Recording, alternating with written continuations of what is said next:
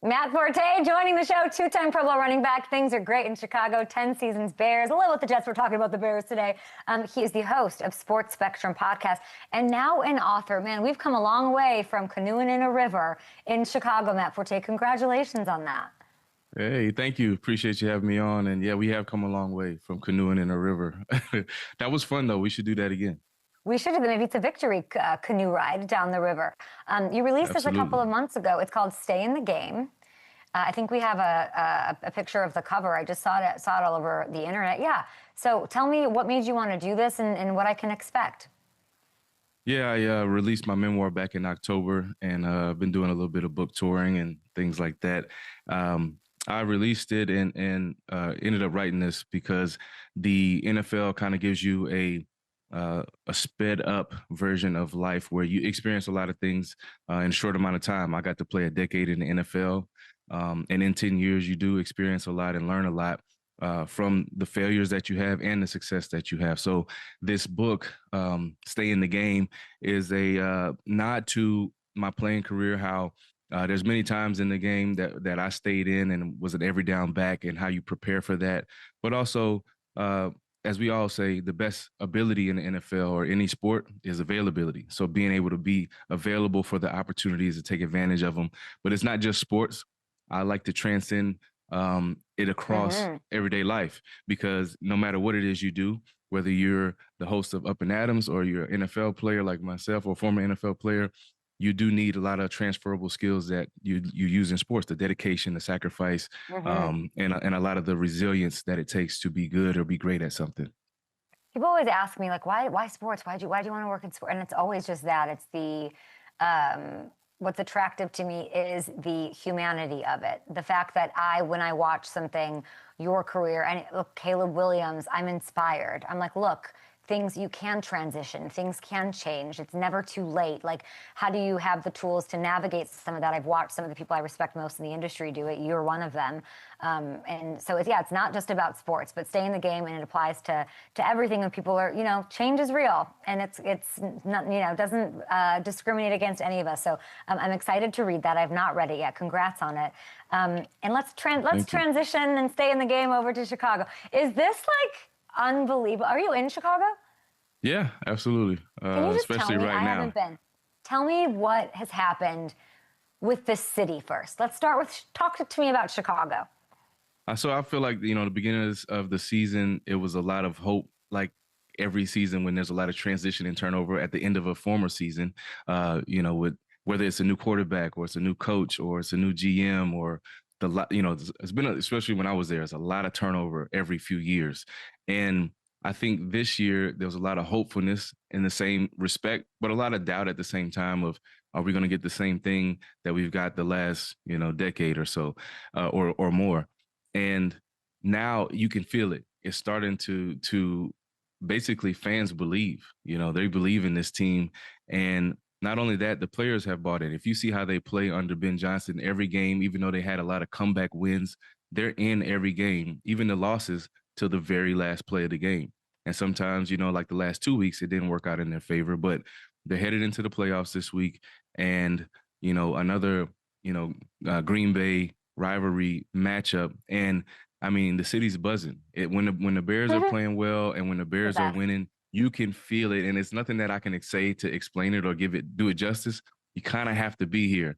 So it's like a feeling that you feel, especially when game day comes. It reminds me, unfortunately, of 2010 when we had that NFC Championship, and like you could just feel it in your chest. When you woke up that morning. I don't even think I slept that on that the night before Really? that much. But yeah, I mean, it was just like, this is, first of all, a rivalry game against Green Bay, and it was to go to the Super Bowl.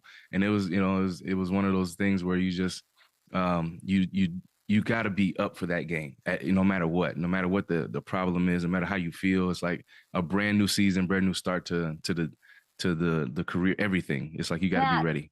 I remember that game very well. I tweeted about it mid-season, before they were end of season, when they were about to do the first of the two games, and said this is the realest that this rivalry has felt since then. You had 160 yards in that game. How many would you have had you slept the night before? Yeah, I probably might have went over to at the same time how the way the game went. We started throwing the ball a lot. Had an injury in the quarterback position, and then but it's. I think that is true. It is if the realest it's felt since those times, Mm, and and it's been cool to see where there was a time where the defense was really just the main driver of this team, and our offense was kind of trying to pull the slack. And then at one time, it kind of transferred over as I got older. Then offense was the one that was the main part with the Brandon Marshall, the Alshon Jeffrey, myself, and Jay Cutler, all these guys, and we were putting up a lot of yards and points, but we were giving up a lot. But now it right. seems like they finally have matched it to where they're getting turnovers, they're playing stout defense, but they're People running hate the ball. turnovers, Matt. We don't want. I They're like know. turnovers are unpredictable. We allow too many yards. Are you worried about this defense? Because the lack of pass rush has been a little. I mean, something to think about. You can't really do anything about that till the offseason. What do the Bears have on defense that gives you confidence in overcoming that? I think what gives me confidence for them, what they do is they bend, but they don't break. Those type of defenses are solid where they get into the red zone. And even though, okay, you can have momentum as an offense, you're making chunk plays or you're getting explosives and you're getting into the red zone. But if you're kicking field goals, it always gives our offense and the team a chance to come back and to tie the game up or to win the game or to go into overtime, all that stuff, which they've done a lot of. But what gives me hope is that they do bend, but they take the ball away. They are one of the top defenses in the league, if not the best, at taking the ball away, whether that's interceptions or getting fumbles or forcing fumbles. But yeah, the pass rush is something that we need more of from the outside. Austin Booker has been playing well Mm-hmm. after being out for a few weeks and stuff at the beginning of the season. But Montez Sweat, you make a lot of money. I need him to show up in this playoffs in these playoff games and man wreak havoc from the outside. I had a Hall of Famer on yesterday. On the other side, his name's Leroy Butler, and he said the Bears are tired. That's what he said. I don't know if we tweeted that. We should. He said that. I think the Bears are tired, and I said, and I understand he's saying these fourth quarter comebacks, and there is some data about this. They're exhausting, like what's happening in the fourth quarter. What is happening in the fourth quarter that isn't happening in the first three? I don't know if you can really put a finger on it. I do know one thing that's a lie. They're not tired. He doesn't know. I think when you got comebacks like that in the fourth quarter and you continually do it, for me, that gives me confidence as a team. That energizes me because I know that we're They never can do really it. out of the game. I know we can do it. So I think that the Bears, we just, especially going into the playoffs and the way that Ben Johnson coaches his team and the mindset, we have been throughout the season had the most pre-snap penalties. We got to stop that type of stuff, and we got to start fast and be consistent. We can't do 3 and outs and 3 and outs and 3 and outs and start a whether it's in the beginning, the first quarter, or whether it's coming out at halftime or whatever. We got to start fast and really But Matt, be able to finish strong. Matt, solve the problem of starting. Like it's what's happened. He's the best coach of the year.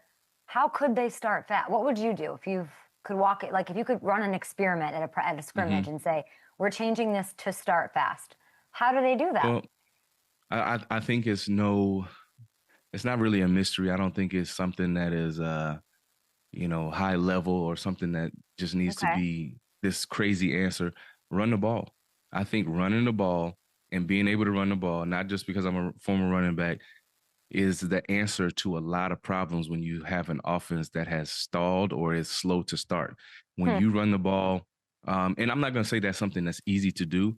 That's when the defense, especially the defensive line, is at their freshest. But if we can design plays, different formations, lining up where you don't really know what they're going to run from different formations, like reminiscent of Mike Martz back in 2010. You don't know what plays coming. All of them look the same, but didn't have really good angles on blocks. Our offensive line, I feel like, has improved, and they're good enough to do what they need to do, push the other team off the ball and really be dynamic in the running game, because you just slowly and methodically can, make your way down the field, short passes, let Caleb get comfortable down there, take your shots whenever they, whenever the opportunity presents themselves.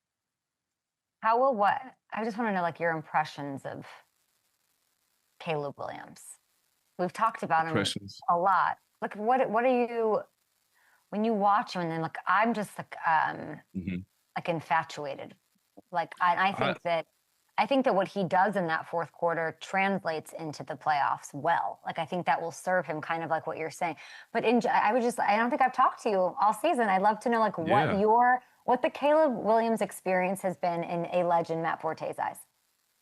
I love his game, man. So first and foremost, when you see his pocket escapability, and that's just the pocket presence, like to know when to do a spin move and get out. And he's very slippery. Like it's odd. He almost runs in such a frantic way that nobody on defense kind of knows the next move, and he ends up actually breaking tackles or getting out of danger really easily. One of the things that I was concerned about early was him holding on to the ball a little too much and trying to do too much to extend plays.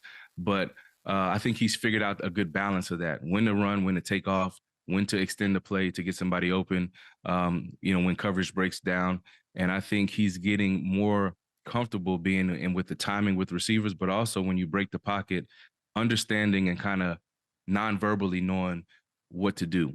Where we do those scramble drills where, if he's scrambling to the sideline, the deepest guy, you go deep.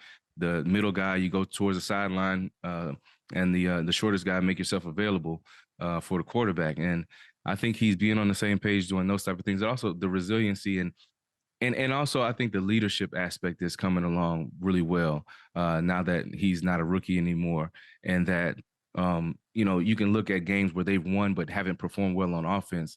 He's not at the press conference like smiling or gloating about it. It's like, no, we have work to do. Or even the games where maybe they scored a lot of points and they missed certain opportunities that, he knows when you play really good teams or when you get into the playoffs, that those opportunities don't come around very often. And I think he's taking on the mentality that Ben has, and the way that the standard they have as an offense too is important, because you keep a high standard like that, guys have to raise up and play that standard or you got to get lost. Have you been around him or the team, or is it just you're keeping your distance?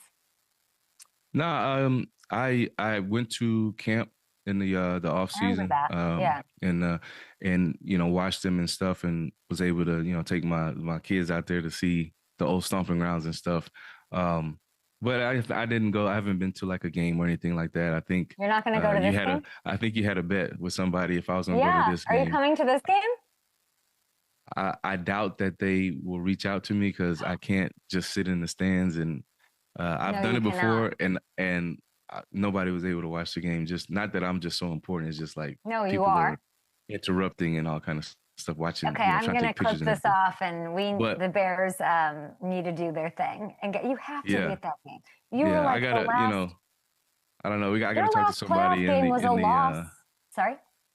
No, I got to talk to somebody in the organization that does alumni relations or something. Like, let me get a little ticket, a little sweet ticket, something like that, a field pass, maybe, especially for a playoff game. But I know everybody's probably hitting them up, trying to get tickets and stuff. But I'm in Chicago, so I'm supporting from Chicago. I'm like, I want to fly in. I'm bothering everybody.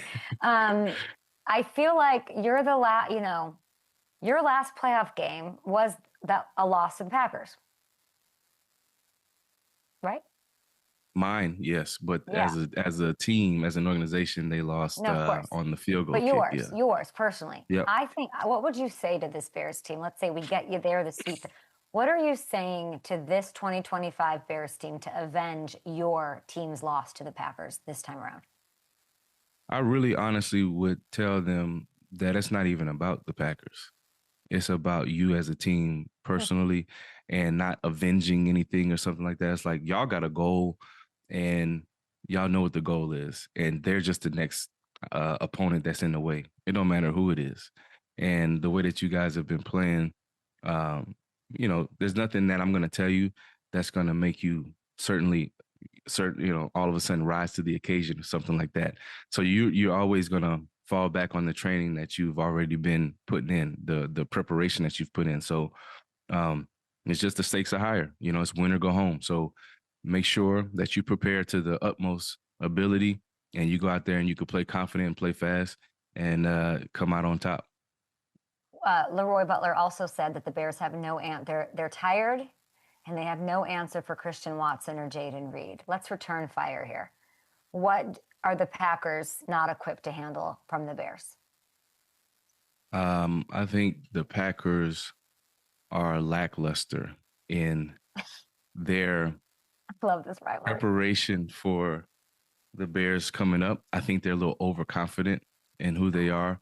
I think they are a little overconfident in the fact that they're relying on the past to be predictors of the future. And so every game is a new game. Every opportunity is new. I don't need to say anything disrespectful to fire back something because of that or like whatever else was said.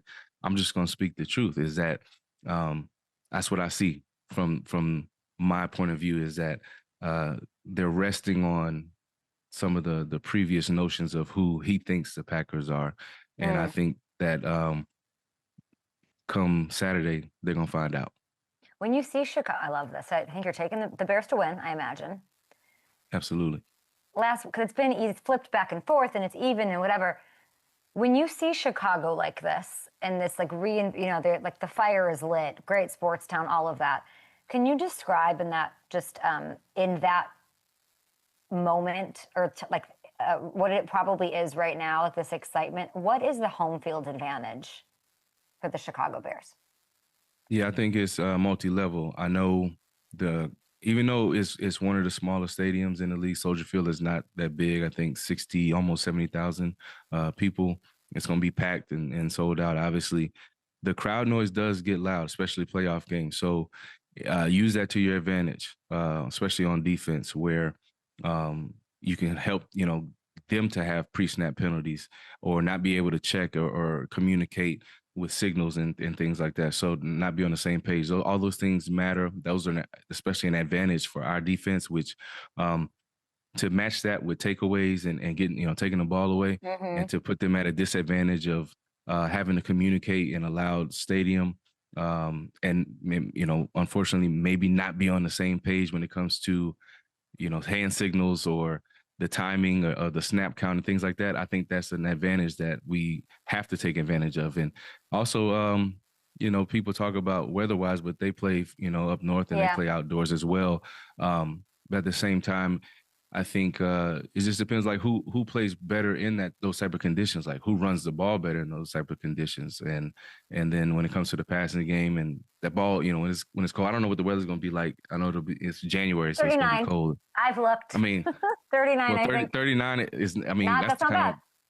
That's the ones we pray for. It's like, oh yeah, we like that because it's in Chicago. 39 is like a spring day. But I would just I would like the next phase of the Bears where I don't keep up with the stadium stuff, but I'd like the next phase to be like, you don't want to come here and play us, For Chicago, and for all of this is a great sport. I want it to be like the first. That's my goal for the Bears, like my wish.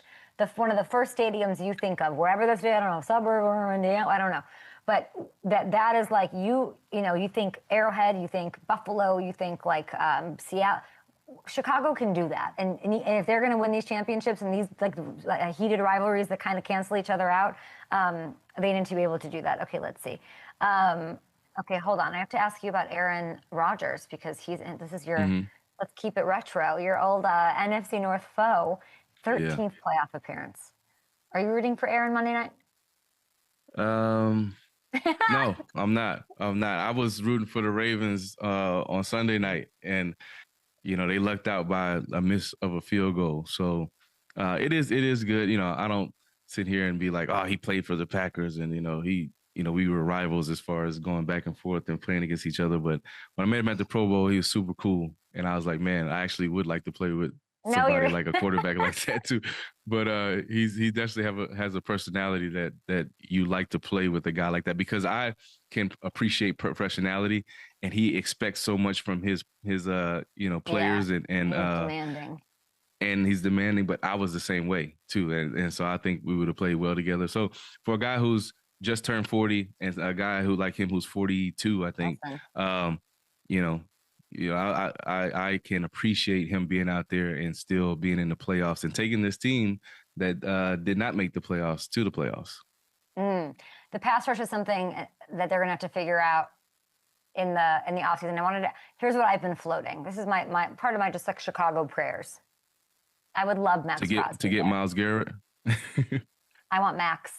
Cam Jordan's about to come on the show, but Cam's like never going to leave New Orleans. I've been trying for years to get him to go get, but I don't like. What do you think, Max? You want? Miles, Max? What are you thinking? Who should be on Ryan Pohl's wish list? Number one. I mean, at the beginning of the season when Miles was talking about not being in Cleveland, I was really heavily wishing that they would get him. Maxx Crosby is really good though. I like Max's game because, him and Miles, they both play the pass and the run. Because I played against guys who some of the pass rushers, they just are pass rushers, and if you run at them, then they kind of are obsolete within the game. So both of those dudes can play the run and the pass. So I'd be happy with either one of them. But since in that Miles just came off, record-setting 23 sack season, not that he'll, diminish or downgrade from that. I think I'm gonna go with Max just because maybe it's his turn now to do that. But Cam is playing my old kind of not hometown, but I was from Slidell, but playing at Tulane in New Orleans. Tulane, you got that jersey. Let's bring in Cam. Cam, you hear us talking about how you're not coming to my Bears?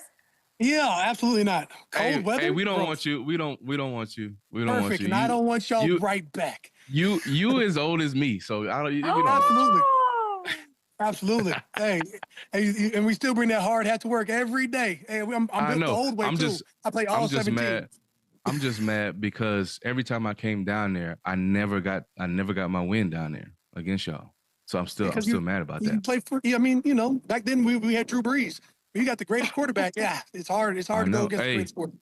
I almost was a teammate of y'all's, man. Like, who was it? Aaron Cromer, who was the offensive coordinator here back in like 13. He said they was really close to drafting me in 08, but they kept Deuce McAllister another year. So I was this close to being, me and you we'd have been sitting on the couch next to each other. I'd be in your backyard right now. We'd be cooking out something. We'd be kicking up. Hey, look, I'm over here at the pickleball courts. It's I got to stay in shape, so I'm gonna keep mine fun and light. Matt, we did not know this. That's breaking news to me. I didn't know that. Yeah, I was really, really close. That would have been awesome though, because I'd have been, in the dome where I played at Tulane, and then also with an offense like the Saints had back then too. Yeah, that'd have been sweet. Cam, Bears or Packers this week? Well, the Saints. Is that no? That's not a thing. Oh. Man, I mean, if you look at it, you should say Bears the way that they've been playing lately. They play winning football, so probably Bears. If you have to look at everything. Place you should play next year. Matt Forte, we appreciate you. Go pick up the memoir. Stay in the game. Great to see you, and go Bears. Yes, sir. Good to see y'all. I'll see you Saturday night.